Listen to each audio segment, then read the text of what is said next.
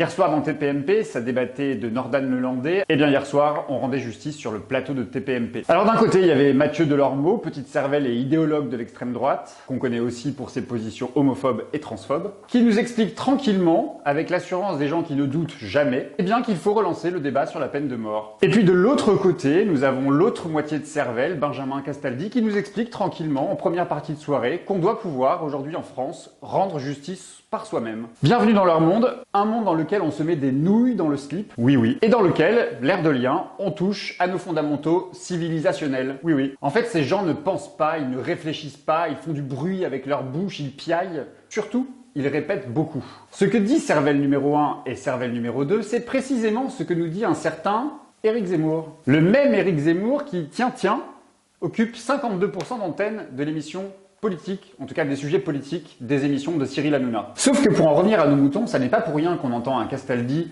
ou un Delormeau nous raconter les éléments de langage d'un Éric Zemmour. Souvenez-vous, Éric Zemmour, sur une chaîne concurrente, nous avait déjà expliqué qu'il était philosophiquement pour la peine de mort. Il a aussi dit, Éric Zemmour, qu'on devrait pouvoir se faire justice par soi-même, et il a promis, s'il arrivait au pouvoir, de créer un droit de défense excusable. Un permis de tuer. Trop, c'est trop. Il y a des fondamentaux civilisationnels qu'il ne faut pas toucher. Cette séquence n'est pas un cas à part sur cette chaîne de Vincent Bolloré. C'est tous les soirs que les gros, les moches, les petits, les grands, les homosexuels, les étrangers, les handicapés, les sans-abri, sans emploi, sans papier, tous ces gens en prennent pour leur grade, on les moque, on discrimine à tout va. Et personne ne bronche, c'est du divertissement. Et si le mal est fait, personne pour le dénoncer. C'est une forme de banalisation de la violence. L'absence de réaction des institutions publiques interroge, à commencer par l'ADCOM, vous savez, cet ancien CSA, Conseil supérieur de l'audiovisuel. Il y a aussi le rôle de ceux qui y participent, de ceux qui jouent le jeu de ces émissions. Faut-il continuer d'aller sur ces chaînes, sur ces programmes, au risque de continuer de légitimer cette parole de violence, cette parole de haine, cette parole de provocation permanente, de division?